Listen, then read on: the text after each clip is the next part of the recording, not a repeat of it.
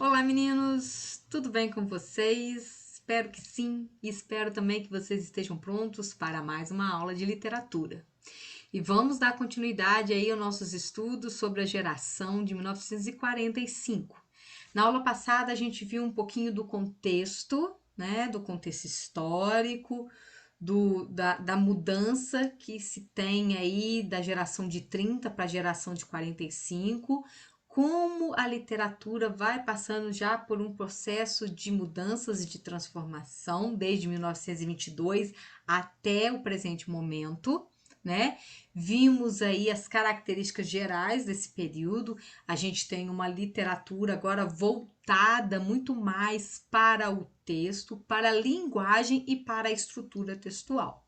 Então, dentro dessas condições, vão surgir aí grandes autores como é, João, João Cabral de Melo Neto, João Guimarães Rosa e Clarice Lispector. Falei que o foco da nossa aula hoje era João Cabral de Melo Neto, tá? Mesmo porque o Guimarães Rosa e Clarice Lispector já foi visto anteriormente. Então, já foi visto lá no primeiro ano. Então, a gente já conhece a trajetória desses autores, a escrita desses autores. Agora, a gente vai ver a poesia. A gente viu a prosa e como se dá a poesia, então, na geração de 45.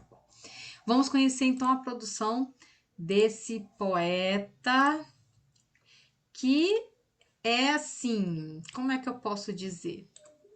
Ele é genial com a sua escrita, porém é um poeta que não é tão simples de entender, não é um poeta fácil de fácil leitura, é um poeta que requer um esforço cognitivo, ou seja, é um poeta que requer do leitor, é um poeta que requer conhecimento, intelectualidade para compreender a sua poesia, tá? Então, olha só como é que ele já coloca pra gente. Os poetas que escrevem por escassez de ser como eu planejam os livros, têm um vazio a preencher, os outros transbordam, tá? Ele acha que a poesia tinha que ser algo justo, muito pensado, por isso que ele é conhecido como o poeta engenheiro, porque para ele a poesia tem que ser algo cerebral. Então muitos chamaram de o poeta engenheiro, o poeta da poesia cerebral, né? Porque tem que ser construída. Para ele a poesia tem que ser como uma planta de uma casa, que o engenheiro vai lá, faz toda a base da casa, né?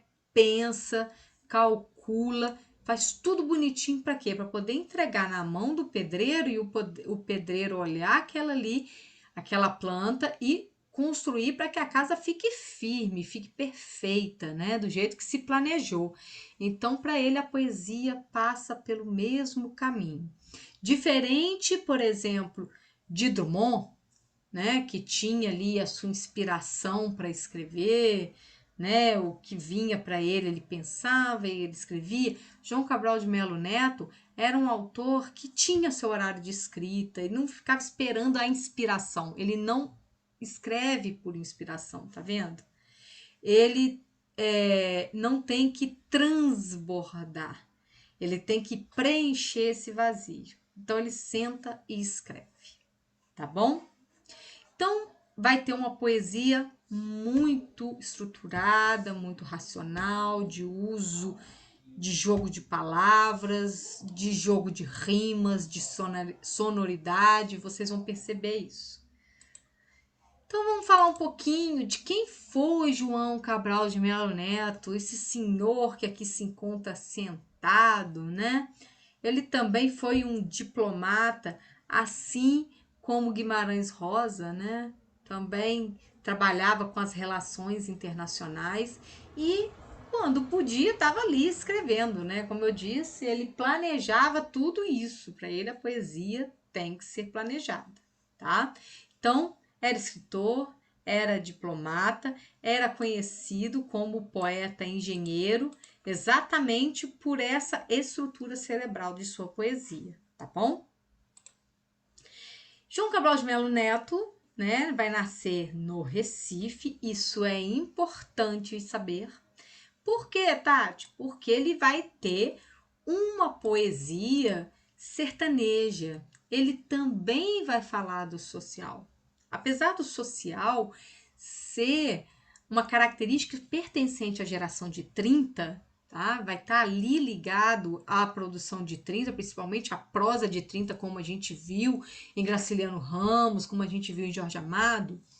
O João Cabral de Melo Neto também vai falar, vai retratar esse sertão, vai retratar os problemas sociais, mas dentro da poesia, tá? Ele vai nascer em 1920, mesmo ano de Clarice Lispector, tá?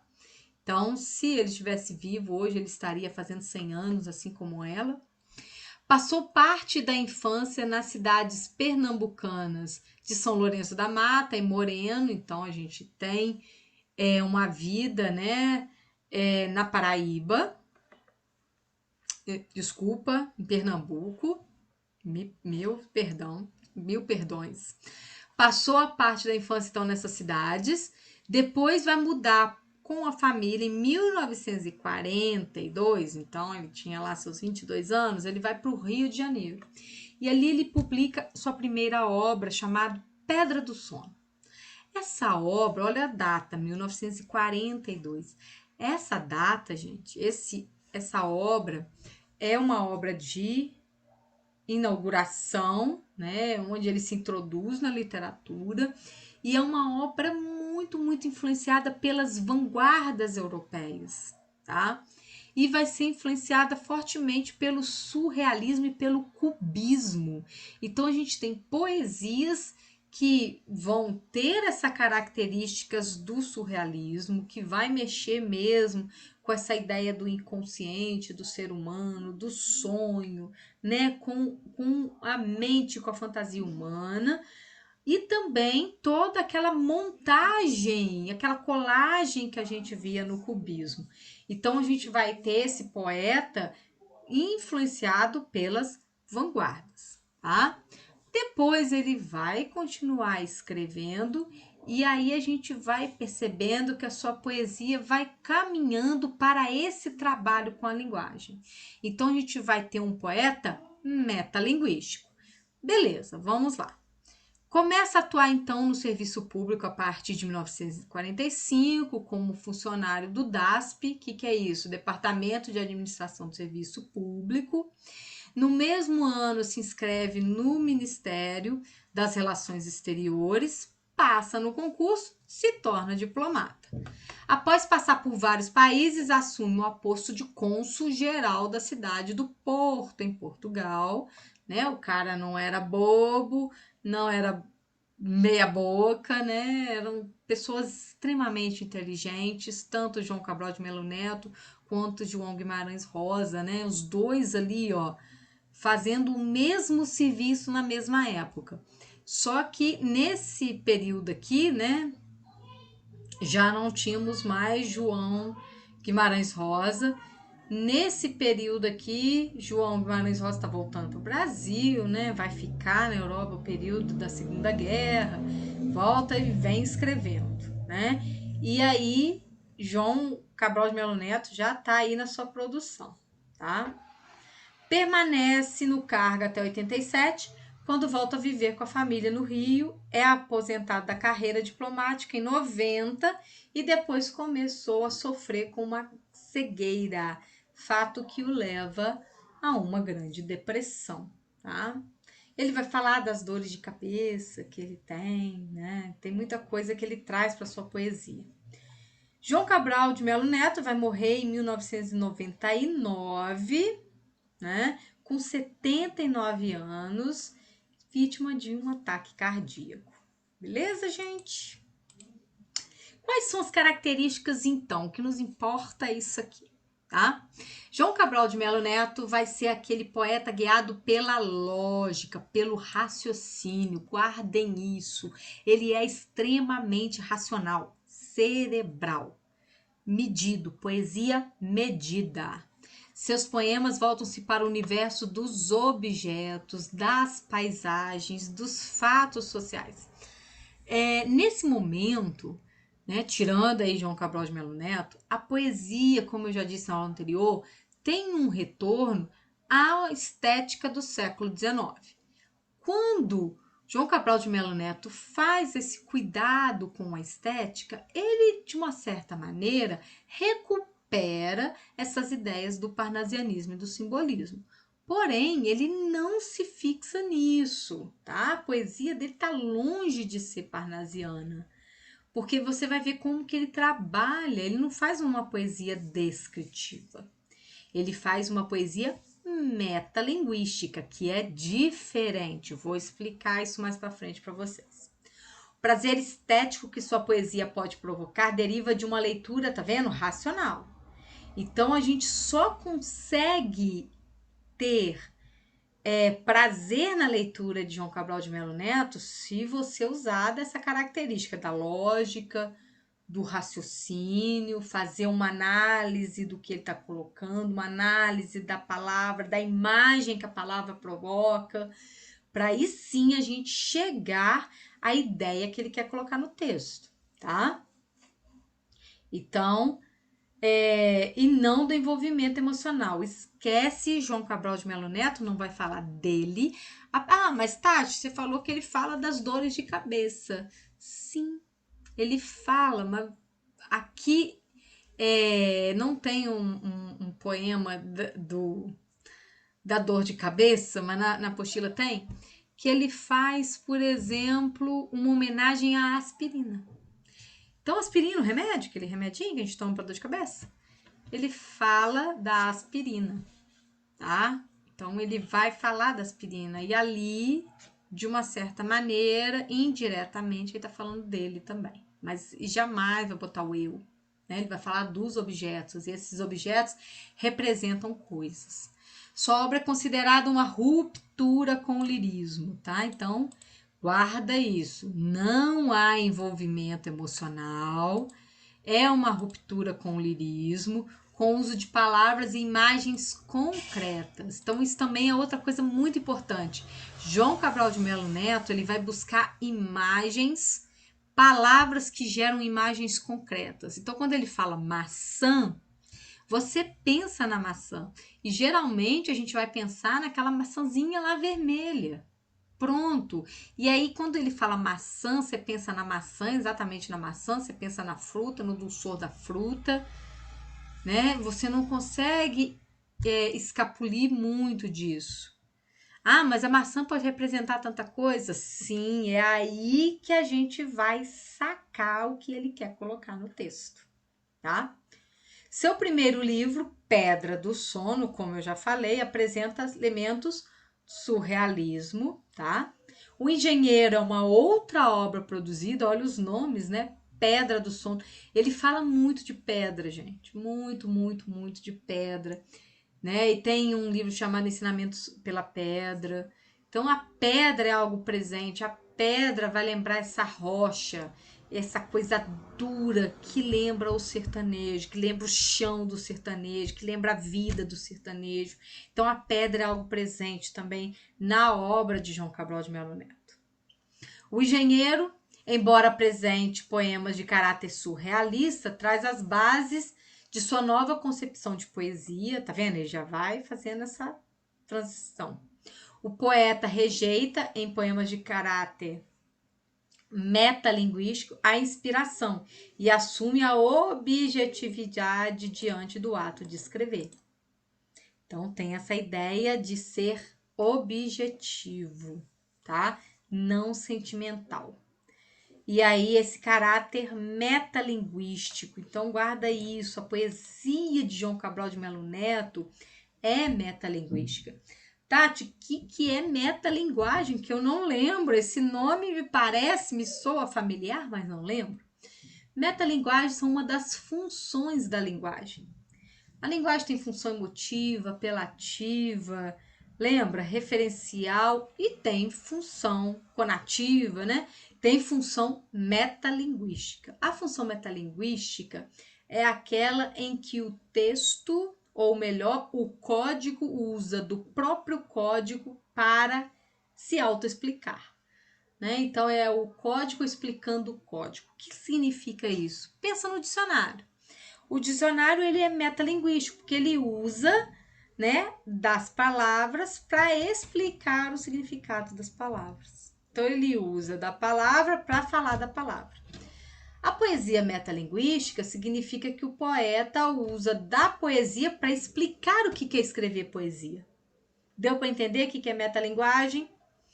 Utiliza em suas obras o artifício da musicalidade dentro do estilo da rima toante. Então vocês vão ver que essa é uma característica dele também, né? Essa rima no texto. A luta de João Cabral de Melo Neto contra o individualismo dos poetas, que só se preocupa com seu eu íntimo, levou a buscar novas formas de comunicação. Então lembra, não tem esse eu íntimo na poesia. Por conta disso, o poeta se aproximou das cantigas populares nordestinas, o cordel, as trovas medievais. Lembra lá da Cecília Meirelles, que vai dando essa passeada nos estilos da literatura? Ele também faz, mas ele vai buscar os estilos nordestinos. As formas poéticas próprias da tradição popular, utilizando inclusive as técnicas de composição empregadas nessa forma de poesia, como, por exemplo, a repetição de palavras, algo muito presente no cordel nordestino. Então a gente tem essa poesia que lembra um pouco a poesia de cordel, tá? Característico de um poeta que vem do Nordeste, né? Não só ele fez isso, mas tantos outros, como Ferreira Goulart também fez isso, tá? Tranquilo até aqui, meninos? Então vamos conhecer essa famosa poesia cerebral de João Cabral de Melo Neto. Vou ler o poema e aí eu queria que vocês já fossem pensando, né? Nos termos que ele vai colocando, quais são as imagens que ele ressalta no texto. Quando eu falo imagem, eu estou falando mesmo de um substantivo concreto, né? De um substantivo objeto que ele destaca no texto. É para a gente já ir pensando nesse substantivo. Tecendo a manhã. Um galo sozinho não tece uma manhã. Ele precisará sempre de outros galos, de um que apanhe esse grito, que ele e o lance a outro, de um outro galo, que apanhe o grito de um galo antes, e o lance a outro, e de outros galos que com muitos outros galos se cruzem, os fios de sol de seus gritos de galo, para que amanhã, desde uma teia tênue, vá tecendo entre todos os galos. E se encorpando em tela entre todos, se erguendo tenda onde entre todos, se entretendendo para todos no todo, amanhã que plana livre de armação, amanhã todo de um tecido tão aéreo que tecido se eleva por si, luz, balão. Bem, de cara vocês veem que ele chama atenção para essa palavra galo, né? Um galo sozinho não tece uma manhã. Então, quando ele fala um galo sozinho não tece uma manhã, lógico, já vem na sua cabeça o quê, meninos? A imagem de um galo.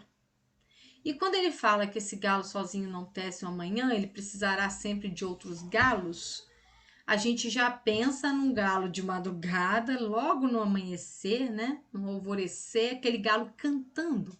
E aí ele faz o cocorococó e daqui a pouco tem outro cocorococó e outro, e outro, e outro.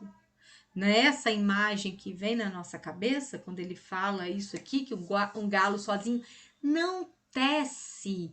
Outra coisa que é surpreendente, a palavra tecer, tecendo, né? Se refere a uma coisa muito curiosa, porque a palavra texto vem exatamente do tecido, de tecer. Por isso que a gente fala tecer um texto. Tecer, tecido, né? Olha só como é que tudo vai se ligando, vem de um mesmo, de uma mesma palavra, né? Uma mesma raiz. Então, quando ele fala que um galo sozinho não tece uma manhã, a gente olha esse poema e fala assim: meu Deus, que loucura, não estou entendendo nada que João Cabral de Melo Neto coloca aqui. Ele tá falando de galo, que galo sozinho não faz uma manhã, né? Que aí ele vai, pega um galo, aí o galo canta, chama outro, e outro, outro, e aí os outros galos se cruzam no fio de sol de seus gritos de galo, que para amanhã, que desde uma teia tênue vai se tecendo entre todos os galos, né, e se incorporando em tela entre todos, se erguendo tenda entre todos, se entretendendo, ainda usa um neologismo? Bem, como eu disse, ele vai partir de imagens concretas, de substantivos concretos, para trabalhar o abstrato, tá? Guardem isso. Ele parte do concreto para trabalhar o abstrato. O abstrato não vai aparecer na sua poesia de forma direta, sempre de forma indireta. Quando ele está falando que um galo sozinho não tece uma manhã, ele está falando que algo sozinho não se constrói. Então, precisa de algo que chama por outro algo, que vai se chamando e vai aparecendo, e ali eles vão se cruzando e vão tecendo. Então, ele está falando do ato de escrever, gente. Isso é metalinguagem, não é isso? O código não explica o código. Então, é um poema falando que quer escrever poema. É isso aqui.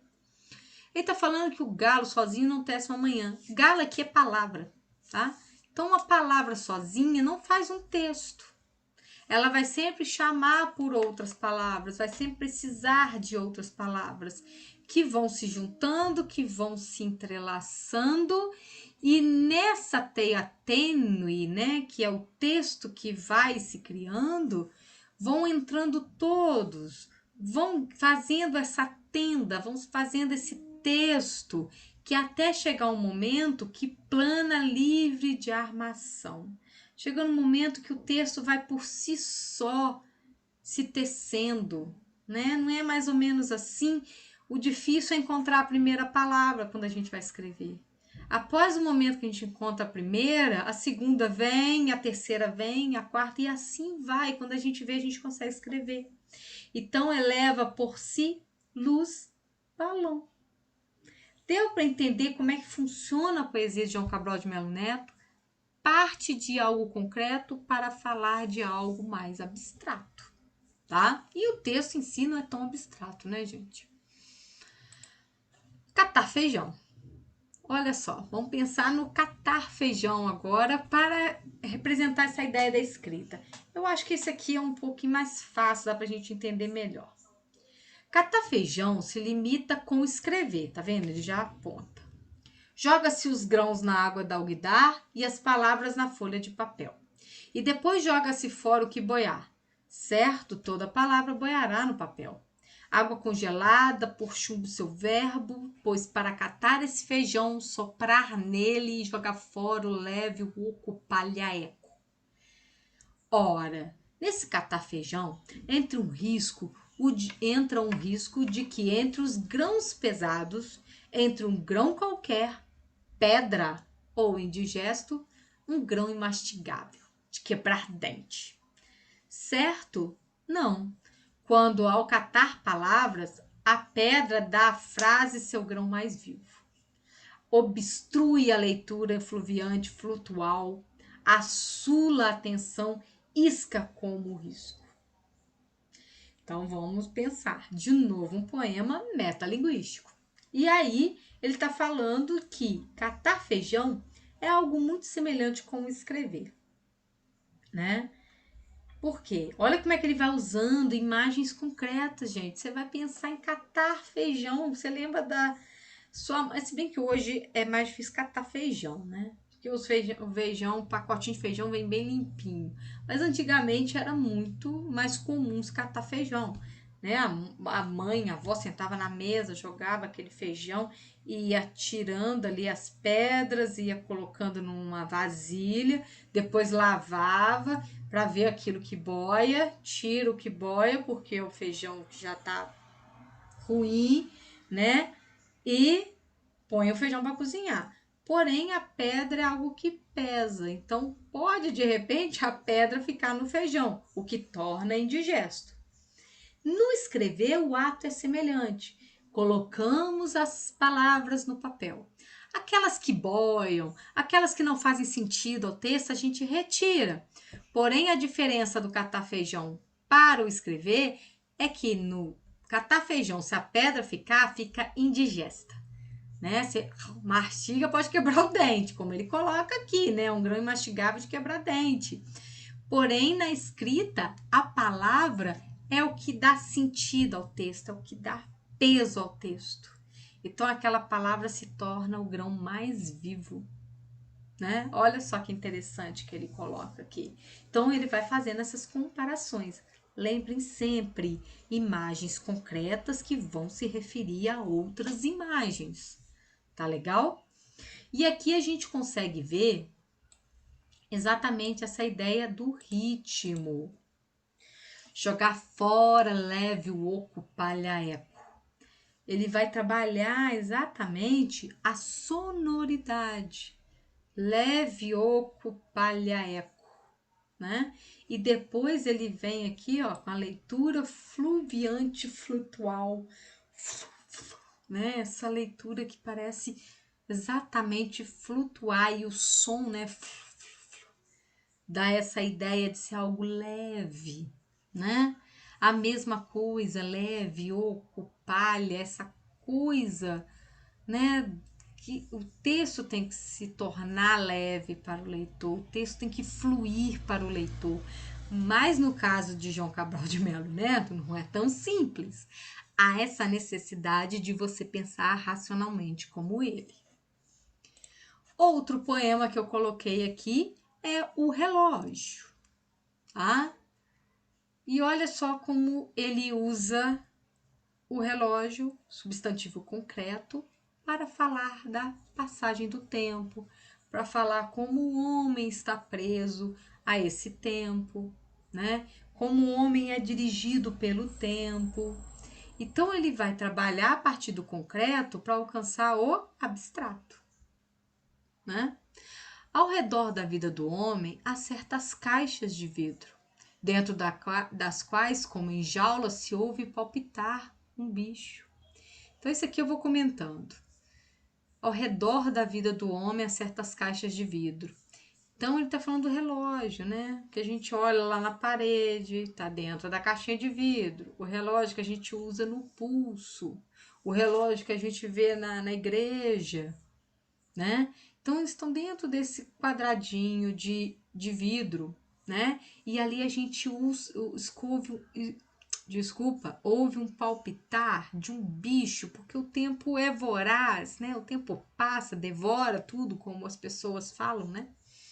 Então, você escuta ali o barulho do relógio, o tic-tac do relógio, aquilo indica que o tempo está passando. Se são jaulas, não é certo. Mais perto estão das gaiolas, tá vendo? Olha como é que ele vai trabalhando imagens concretas. Jaula, gaiola, aí você vai pensando. A jaula é algo maior, né? Vai caber um animal grande. Mas ele fala que não, que essas caixas de vidro são menores, né? Que são parecidas com gaiolas. Aí você pensa na gaiola de passarinho. Ao menos pelo tamanho e quadradiço de forma. Umas vezes tais gaiolas vão penduradas nos muros, outras vezes mais privadas, vão no bolso ou num dos pulsos. Olha como é que nesse poema ele já vai trabalhando alguns certos tipos de rima. Então, ele está falando que essas gaiolas às vezes estão penduradas nos muros, né, como o relógio parede, ou então vai no pulso, ou dentro do bolso, né? Hoje está nos nossos telefones. Mas onde esteja a gaiola, será de pássaro ou pássara. É alada a palpitação, a saltação que ela aguarda. Olha só como é que ele agora começa a trabalhar as palavras. Pássaro ou pássara, né? Essa gaiola é de pássaro ou é uma gaiola de pássara? Pássara não no feminino de pássaro, né? Mesmo porque não há esse feminino no dicionário, na língua portuguesa, mas dá essa ideia de passar, onde marca a passagem do tempo, é nessa gaiola, né? E é de pássaro cantor. Aqui é um é, tá? É de pássaro cantor, não pássaro de plumagem, pois dela se emite um canto de uma tal continuidade. Pensar, né? De pássaro cantor e não de pássaro de plumagem. Um pássaro que canta que não é um pássaro que tem penas, porque não é um pássaro de plumagem. Então, olha só como é que é necessário toda atenção para ler João Cabral de Melo Neto. Esse pássaro de plumagem seria um passarinho de verdade, né? Que tem penas. Mas quando ele fala que é um pássaro cantor, todo pássaro é cantor, né? Mas não tem penas. Então ele está falando, né, do cuco do relógio. Sabe aquele relógio que tem um passarinho que sai e avisa a hora? Cucô, cucô. Ele está falando desse passarinho, né? Pois emite um canto de uma tal continuidade, né? Que o tempo passa continuamente, que continua cantando, se deixa de ouvi-lo a gente, como a gente às vezes canta para sentir-se existente. Tranquilo, gente? Deu para perceber como é que ele vai trabalhando o concreto para falar do abstrato? Por fim, eu trouxe um poema que caiu na prova do PISME. Muito interessante, não difícil, mas de novo, a ideia de trabalhar o concreto, né, para trabalhar outras metáforas. O futebol brasileiro evocado da Europa. A bola não é inimiga, como o touro numa corrida. Embora seja um utensílio caseiro e que não se usa sem risco, não é um utensílio impessoal, sempre manso de gesto usual. É um utensílio semivivo, de reação própria como o bicho. O que, como bicho, é mister, mais que bicho, como mulher. Usar com malícia e atenção, dando aos pés astúcia de mão.